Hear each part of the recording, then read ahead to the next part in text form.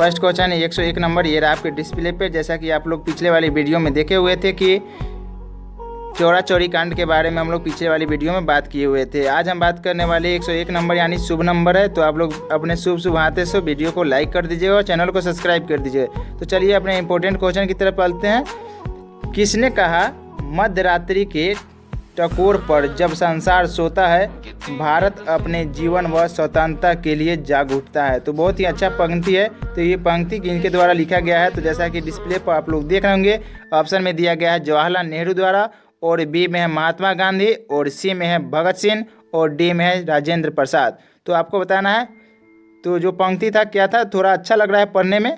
मध्य रात्रि के टकोर पर जब संसार सोता है, तब भारत अपने जीवन व स्वतंत्रता के लिए जाग उठता है। तो किसने क्या कहा था? तो जैसा कि हमारे डिस्प्ले के ऊपर देख रहे होंगे, जवाहरलाल नेहरू ने इस पंक्ति का प्रतिपादन किया हुआ था। तो चलिए अपने नेक्स्ट क्वेश्चन, ये रहा आपके डिस्प्ले पे। जितने भी क्वेश्चन बताएंगे हमेशा इस वीडियो के माध्यम से बताते हैं, अन्य किसी वीडियो के माध्यम से। मोस्ट इंपॉर्टेंट जनरल नॉलेज के क्वेश्चन है, तो आप लोग अच्छी तरह से याद कर लीजिए। बिना स्किप किए हुए वीडियो को पूरा देखिएगा। तो चलिए अपने नेक्स्ट क्वेश्चन 102 नंबर की तरफ चलते हैं। अगला क्वेश्चन 102 नंबर, who live if India dies, किसकी पंक्ति है? तो किन के द्वारा लिखा गया है? तो आपको बताना है। ए में दिया गया है जवाहरलाल नेहरू, और बी में है महात्मा गांधी, और सी में है भगत सिंह, और डी में इनमें से कोई नहीं। तो who live if India dies, तो इसका राइटर कौन है? तो जैसा कि डिस्प्ले पर डिस्प्ले होता होगा, जवाहरलाल नेहरू द्वारा लिखा गया ये पुस्तक है। तो चलिए अपने नेक्स्ट क्वेश्चन, ये आपके डिस्प्ले पे। अगला क्वेश्चन 103 नंबर, पंजाबी भाषा किस लिपि में लिखी जाती है? तो आपको बताना है। ए में दिया गया है देवनागरी, और बी में है सिंधी, और सी में है गुरुमुखी, और डी में इनमें से कोई नहीं। तो चलिए इसके राइट आंसर की तरफ चलते हैं। जैसा कि डिस्प्ले पर डिस्प्ले होता होगा, पंजाबी भाषा जो है हमारा कौन सी लिपि में लिखी जाती है? तो गुरुमुखी लिपि में लिखा जाता है। और बिहारी भाषा किस लिपि में लिखा जाता है? तो देवनागरी लिपि में लिखा जाता था, लिखा जाता भी है। तो आप लोग अच्छी तरह से याद कर लीजिएगा। तो चलिए अपने नेक्स्ट क्वेश्चन, ये रहा आपके डिस्प्ले पे। अगला क्वेश्चन, किस लिपि को सभी लिपियों का जन्मदाता कहा जाता है? तो आपको बहुत ही सटीक आंसर आपको देना है। तो आप लोग अगर जानते हैं पहले से, तो आप लोग कमेंट करके कमेंट बॉक्स में बता सकते हैं। जो लोग नहीं जानते उनके लिए तो चलिए बता देते हैं। ए में दिया गया है क्रोष्टी, और बी में है ब्राह्मी, और सी में है मोड़ी, और मोंडी है, और डी में है नागरी। तो किस लिपि को सभी पंक्तियों लिपियों का जन्मदाता कहा जाता है? तो जैसा कि हमारे डिस्प्ले के ऊपर डिस्प्ले होता होगा, ब्राह्मी लिपि को सभी लिपियों का जन्मदाता कहा जाता है। तो आप लोग अच्छी तरह से याद कर लीजिए। आपके कॉम्पिटिटिव एग्जाम के लिए मोस्ट इंपॉर्टेंट जनरल नॉलेज के इंपॉर्टेंट क्वेश्चन है। तो आप लोग बिना स्किप किए वीडियो को पूरा देखिएगा, और वीडियो को जाते वक्त लाइक कर दीजिएगा, चैनल को सब्सक्राइब कर दीजिएगा। चलिए अपने नेक्स्ट क्वेश्चन 105 नंबर की तरफ चलते हैं। अगला क्वेश्चन 105 नंबर, ये आपके डिस्प्ले पे। किस काल की लिपि को चित्राकार लिपि कहा जाता था? तो आपको दिख रहे होंगे आंसर में दिया गया है, ऑप्शन में ए में दिया गया है सिंधु काल, और बी में है वैदिक काल, और सी में है गुप्त काल, और डी में है मौर्य काल। तो आपको बताना है किस काल की लिपि को चित्रकार लिपि कहा जाता है? तो इसका राइट आंसर, जैसा कि डिस्प्ले पर डिस्प्ले होता होगा, सिंधु काल को लिपि का चित्रकार लिपि कहा जाता है। तो इसे भी अच्छी तरह से याद कर लीजिए। चलिए अपने नेक्स्ट क्वेश्चन की तरफ चलते हैं। अगला क्वेश्चन 106 नंबर, जैन सूत्र में कितनी लिपियों का उल्लेख किया गया है? तो आपको बताना है। ए में दिया गया है 8, और बी में है 12, और सी में 18, और डी में 21। तो जैन सूत्रों में कितने लिपियों का उल्लेख किया गया है? तो जैसा कि हमारे डिस्प्ले के ऊपर बहुत ही इजी तरीके से देख रहे होंगे आप लोग, सी नंबर आंसर है। 18 लिपियों का जैन सूत्रों में 18 लिपियों का उल्लेख किया गया है। तो चलिए अपने नेक्स्ट क्वेश्चन।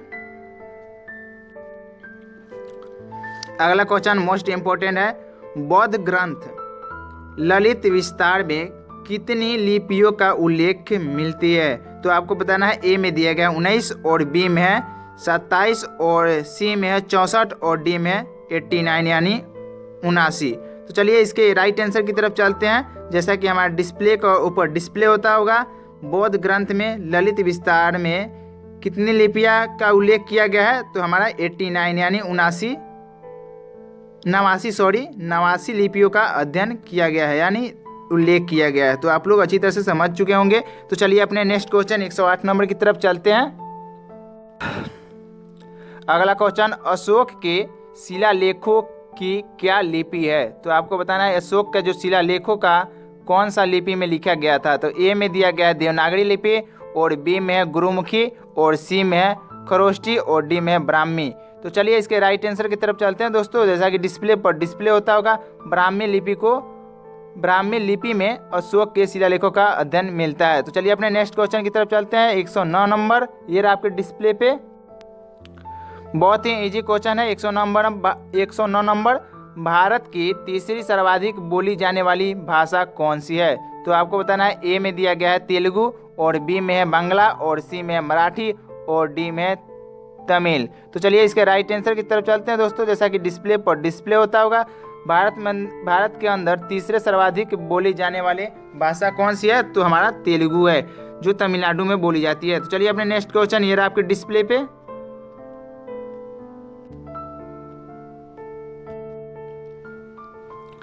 चोल शासकों की भाषा क्या थी? तो आपको बताना है चोल जो शासक थे उसकी भाषा क्या थी। तो ए में दिया गया है तमिल, और बी में संस्कृत, और सी में कन्नड़, और डी में तेलुगु। तो आपको पिछले वाले वीडियो में आपको बताए हुए थे कि चोल का जो शासक था वहाँ पे कौन सी भाषा का प्रख्यात बहुत ज़्यादा था। तो आप लोग जैसा कि डिस्प्ले पर देख रहे होंगे, तमिल भाषा बोली जाती थी चोल शासकों द्वारा। तो चलिए अगर वीडियो अच्छा लग रहा होगा तो वीडियो को लाइक करते चलिए, और चैनल को सब्सक्राइब करते चलिए दोस्तों। आपको बता दें कि चैनल को आपका बहुत ज़्यादा सपोर्ट की ज़रूरत है। तो आप लोग, हम उम्मीद करता हूँ कि आप लोग सपोर्ट करिएगा ही करिएगा। तो चलिए अपने 111 नंबर क्वेश्चन की तरफ चलते हैं। अगला क्वेश्चन आप लोग जानते भी होंगे, इसे इग्नोर कर आप नहीं याद कर पाते हैं, लेकिन आपके लिए लेकर आ चुके हैं। हिंदी भाषा भारतीयों का प्रतिशत लगभग कितना है? यानी भारत के अंदर हिंदी भाषी बोलने वाले व्यक्तियों की प्रतिशत यानी परसेंटेज कितनी है? तो आपको बताना है ए में दिया गया है 50%, और बी में 40%, और सी में 45%, और डी में 55%। तो चलिए इसके राइट आंसर की तरफ चलते हैं। जैसा कि हमारे डिस्प्ले के ऊपर देख रहे होंगे, पूरे भारत में हिंदी भाषी कितने मौजूद है? तो 40% मौजूद है, बाकी सब अदर लैंग्वेज बोलते हैं। तो चलिए अपने नेक्स्ट क्वेश्चन 112 नंबर क्वेश्चन की तरफ चलते हैं। अगला क्वेश्चन ये रहा आपके डिस्प्ले पे। भारतीय भाषाओं में हिंदी के बाद विश्व की कौन सी भाषा अधिकतम बोली जाती है? तो आपको बता दें ए में दिया गया मलयालम, और बी में है तमिल, और सी में है तेलुगु, और डी में है बांग्ला। तो इसका राइट आंसर जैसा कि हमारे डिस्प्ले के ऊपर डिस्प्ले होता होगा, भारतीय भाषाओं में हिंदी के बाद सबसे ज़्यादा बोले जाने वाली भाषा कौन सी है? तो बांग्ला है। तो इसे भी अच्छी तरह से याद कर लीजिए, आपके लिए बहुत ज़्यादा महत्वपूर्ण रहने वाला है। तो आप लोग चलिए अपने नेक्स्ट क्वेश्चन की तरफ चलते हैं। अगला क्वेश्चन 113 नंबर, गोवा की स्वीकृत राज्य भाषा क्या है? तो आपको बताना है कि गोवा की जो मातृभाषा है वो क्या है। तो ए में दिया गया है कोंकणी, और बी में है गुजराती, और सी में है मराठी, और डी में है पुर्तगाली। तो आपको इसका राइट आंसर जैसा कि डिस्प्ले पर डिस्प्ले होता होगा, गोवा के जो राष्ट्रीय भाषा है यानी अपने राज्य का भाषा, उसे हम कोंकणी के नाम से जाने जाते हैं। तो चलिए अपने नेक्स्ट क्वेश्चन ये रहा आपके डिस्प्ले पे। अगला क्वेश्चन, कौन सी भाषा देव भाषा के रूप में जानी जाती है? तो ए में दिया गया है हिंदी, और बी में है खड़ी भाषा, और सी में संस्कृत, और डी में है पाली। तो चलिए इसके राइट आंसर की तरफ चलते हैं। जैसा कि हमारे डिस्प्ले के ऊपर डिस्प्ले होता होगा, संस्कृत भाषा को हम देव भाषा के रूप में भी जाना जाता है। तो चलिए अपने नेक्स्ट क्वेश्चन ये रहा आपके डिस्प्ले पे। अगला क्वेश्चन बहुत ही इजी है, तो आप लोग इसका आंसर कमेंट करके कमेंट बॉक्स में बताइएगा। तो चलिए आपको बता दें क्वेश्चन क्या है, भारत का प्राचीनतम भाषा कौन सी है? तो बहुत ही इजी है। तो जो लोग कंपटीशन का तैयारी करते हैं तो आप लोग बहुत ही इजी तरीके से इसका आंसर कमेंट करके कमेंट बॉक्स में बता दीजिएगा। तो चलिए अपने नेक्स्ट क्वेश्चन 116 नंबर की तरफ चलते हैं। वीडियो थोड़ा सा लंबा होगा, लेकिन आप लोग गड़बड़ाइएगा नहीं, आप लोग पूरा देख कर जाइएगा, ठीक है। तो चलिए अपने नेक्स्ट क्वेश्चन ये रहा आपके डिस्प्ले पे। अगला क्वेश्चन, निम्नलिखित में से किस देश में अधिकतम संख्या में भाषाएं बोली जाती है? तो कौन सी भाषा बोली जाती है आपको बताना है। ए में दिया गया है ब्रिटेन, और बी में है USA, और सी में फ्रांस, और डी में भारत। तो निम्नलिखित में से किस देश में अधिकतम संख्या में भाषाएं बोली जाती है। इसमें थोड़ा सा प्रश्न में त्रुटि दिया हुआ है, तो आपको समझने की ज़रूरत है। तो चलिए अपने इस राइट आंसर की तरफ चलते हैं। भारत भारत के अंदर बहुत सी अधिकतम भाषा बोली जाती है। यानी इसका कहने का मतलब क्वेश्चन का यही है कि संख्या सबसे ज़्यादा कौन सा देश में स्थित है भाषाओं का। तो आपको डी नंबर इसका आंसर हो जाएगा भारत। तो इसे इस चीज़ से याद कर लीजिए। चलिए अपने नेक्स्ट क्वेश्चन 170 नंबर की तरफ चलते हैं। अगला नंबर ये रहा आपके डिस्प्ले पे। केंद्रीय भारतीय भाषा संस्थान कहाँ स्थित है। तो आपको बताना है। ए में दिया गया है मैसूर, और बी में है हैदराबाद, और सी में है बनारसी, और डी में उज्जैन। तो केंद्रीय भारतीय भाषा संस्थान कहाँ पे स्थित है। तो जैसा कि हमारे डिस्प्ले के ऊपर बहुत ही इजी तरीके से देख रहे होंगे, मैसूर में केंद्रीय भारतीय भाषा संस्थान स्थित है।